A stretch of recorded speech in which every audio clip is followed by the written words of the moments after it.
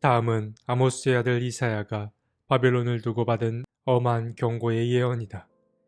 너희는 벌거숭이가 된 산 위에 공격 신호 깃발을 세우고 소리를 높여서 용사들을 소집하여라. 바벨론의 존귀한 자들이 사는 문들로 그 용사들이 쳐들어가도록 손을 들어 공격 신호를 보내라.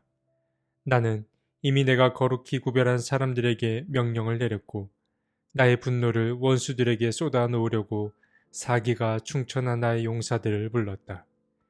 이사야서 13장 1에서 3절 말씀. 이사야서 1장에서 12장까지는 유다와 예루살렘을 향한 주님의 말씀이 기록되었다면 이사야서 13장부터 23장까지는 이방 민족들에 대한 심판의 말씀이 기록되어 있습니다. 그래서 오늘 우리는 이방 민족을 향한 주님의 심판 메시지를 나눌 예정인데 그 첫 대상은 바로 바빌론입니다. 이방 민족으로는 가장 먼저 바빌론이 등장하고 뒤이어 아시리아, 모압, 다마스쿠스, 에디오피아, 이집트 등이 등장합니다.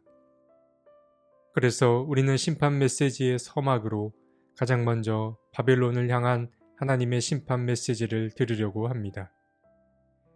하나님께서는 몸소 이사야를 찾아와 명령을 내리십니다. 이사야를 향해 바빌론과 격전을 벌이도록 용사들을 불러 모으라고 명합니다. 주님은 말씀하십니다. 너희는 벌거숭이가 된 산 위에 공격 신호 깃발을 세우고 소리를 높여서 용사들을 소집하여라. 바빌론의 존귀한 자들이 사는 문들로 그 용사들이 쳐들어가도록 손을 들어 공격 신호를 보내라.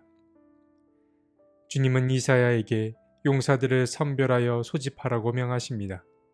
그리고 주님은 그들과 함께 이방 민족과의 전투에 참여하고자 하십니다. 그런데 이 전투는 이미 하나님께 속한 전투입니다. 주님께서는 이미 이 전투에 깊이 관여하고 계시기 때문입니다.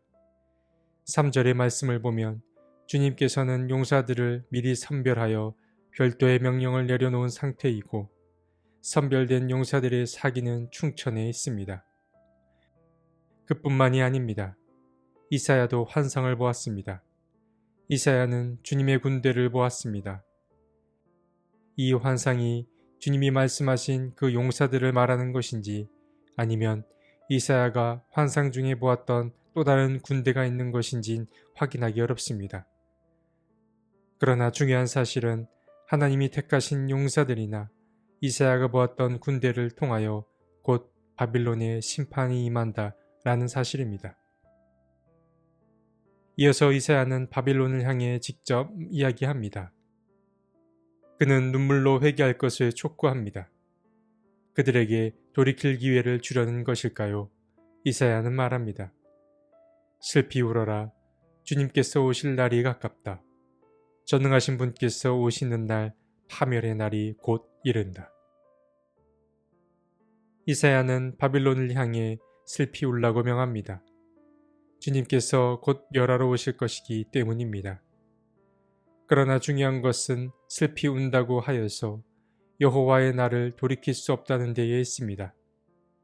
그러니까 이사야는 바빌론에게 하나님의 진노를 피할 그 기회를 주려는 것이 아니라 아무리 울부짖어도 하나님의 심판은 피할 수 없음을 알려주려는 것입니다. 누군가에게 늘 공포심을 불어넣은 민족이 이제는 고스란히 그 공포를 경험하는 처지에 놓이게 된 것입니다. 이러한 강대국의 파멸 이야기를 보며 다시 깨닫게 되는 것은 세상에는 영원한 것은 없다라는 사실입니다. 바빌론도 망하고 뒤이어 등장하는 아시리아나 이집트도 결국은 역사의 뒤편으로 사라집니다. 세상엔 영원히 지속되는 부귀영화란 없음을 깨닫게 됩니다. 그 반대도 마찬가지입니다. 세상에 영원한 부귀영화가 없듯이 세상에 영원한 슬픔과 고통도 없습니다. 우리가 이러한 진리를 가슴속에 새기고 살아간다면 지금 내가 부유하고 안정적이라고 하여 교만하지 말아야 하고 또 반대로 내가 지금 힘들고 어려운 상황에 부닥쳐 있더라도 너무 절망하지도 말아야 합니다. 이것이 하나님을 믿는 자의 믿음입니다. 이사야는 계속 이어서 여호와의 날에 일어날 일을 선포합니다. 그런데 이번에는 심판의 대상이 크게 확장됩니다. 지금까지의 심판의 메시지가 바빌론만을 향했다면 이번에는 온 땅과 하늘까지 확장됩니다. 먼저 주님의 날이 오면 주님의 진노와 맹렬한 분노가 땅을 황폐하게 하고 그 땅에 사는 죄인들을 멸절시킬 거라고 말합니다. 그리고 하늘의 별들과 별 무리가 빛을 잃어서 해가 떠도 어둡고 달이 떠도 빛을 비치지 못하게 된다고 말합니다. 그러니까 주님의 날은 슬픔과 고통의 날이고 온 세상마저 어둠에 휩싸이는 날입니다. 이는 마치 종말의 때와 같아 보입니다. 이어서 14절부터 다시 이사야는 바벨론에게 초점을 맞춰서 이야기합니다. 강대국 바벨론은 막대한 군사력과 자원을 바탕으로 이웃 민족을 자신의 영향권 아래에 두었습니다. 바벨론은 아마 자신을 세계를 하나로 묶은 통일국가로 여겼을 것입니다. 그러나 주님의 날이 이르면 바벨론에 거하던 모든 이방 사람들은 순식간에 자신이 살던 고향 땅으로 돌아갈 것입니다. 이방 사람들은 한순간에 모두 흩어지게 되면서 바벨론은 힘을 잃고 말 것입니다. 이사야는 바로 이 사실을 전했습니다. 주님의 날이 오면 번성했던 바벨론은 마치 긴 꿈에서 깬 것처럼 모든 것이 이전의 상태로 돌아갈 것입니다. 오늘 말씀을 통해서도 주님이 관여하시면 세상의 모든 힘과 권력은 한순간에 무너짐을 우리는 깨닫게 됩니다. 마지막으로 한 번 더 이사야는 바벨론을 향한 심판의 메시지를 전합니다. 17절에는 메대 사람들이 등장하는데 이들은 통상적으로 바벨론의 정복자로 여겨집니다. 그런데 흥미로운 점은 이사야가 활동하던 주전 8세기에 이 메대 사람들은 거의 알려진 바가 없었다라는 사실입니다. 오히려 이들은 한두 세기 후인 주전 612년에 바벨론이 느느웨를 정복할 때 바벨론을 도왔던 이력이 있습니다.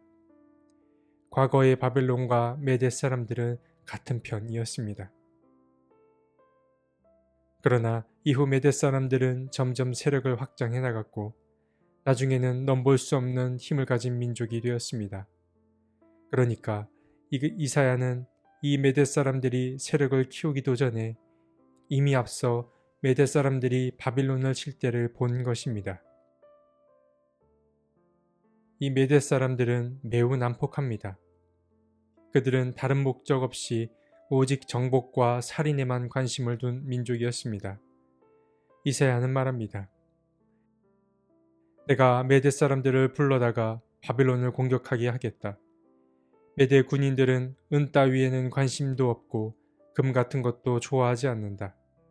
그들은 활로 젊은이들을 쏘아 갈기갈기 찢어 죽이며 갓난아기를 가엾게 여기지도 않고 아이들을 불쌍히 여기지 않는다. 하나님은 매우 잔인한 민족을 택하셨습니다. 눈물도 피도 없는 민족을 택하셔서 주님의 날에 이 바빌론을 멸할 것을 예언한 것입니다. 주님의 날은 이처럼 어떤 민족에게는 해방의 날이요 또 어떤 민족에게는 끔찍한 멸망의 날인 것입니다. 오늘 우리는 이사야서 13장의 이야기를 나누었습니다. 말씀드린 대로 이사야서 13장부터는 이방 민족을 향한 하나님의 심판 메시지가 중심을 이룹니다. 그 중에 가장 먼저 등장한 민족이 바로 바벨론입니다. 바벨론은 지중해의 패권을 장악한 강대국이었습니다. 그러나 주님께서는 주님의 날이 오면 그동안 유지해오던 바벨론의 명성과 부귀가 한순간에 사라질 거라고 말씀하십니다. 그러니까 바벨론의 관점에서 주님의 날은 곧 심판의 날이자 피해야 할 날인 것입니다. 예언자 이사야는 하나님으로부터 말씀을 받았습니다. 그리고 그 받은 말씀을 있는 그대로 사람들에게 전했습니다. 그는 하나님으로부터 말씀을 전해 듣는 순간 그분의 권능을 느꼈습니다. 그분의 무한한 능력을 가장 먼저 느꼈던 것입니다. 그래도 이사야는 두렵긴 하여도 하나님께 쓰임받는 것이 기뻤습니다. 그러나 한편으로 이사야는 주님의 일을 하는 것이 마냥 기쁘지만은 않았습니다. 심판의 말씀을 전하는 사람은 심판받을 사람들의 미래를 보기 때문입니다. 그들이 당할 수치와 모욕, 아픔과 상처를 알았기에 그는 이 끔찍한 미래를 전하는 것이 그리 기쁘지 않았을 것입니다. 그래서 그는 슬픈 마음으로 주님의 말씀을 또한 전했을 것입니다. 우리는 앞으로도 계속 이어 이방 민족을 향한 하나님의 심판 메시지를 나눌 예정입니다. 하나님이 역사를 어떻게 이끌어 가시는지를 이사야가 전한 메시지를 통해 묵상해보는 저와 여러분이 되었으면 좋겠습니다.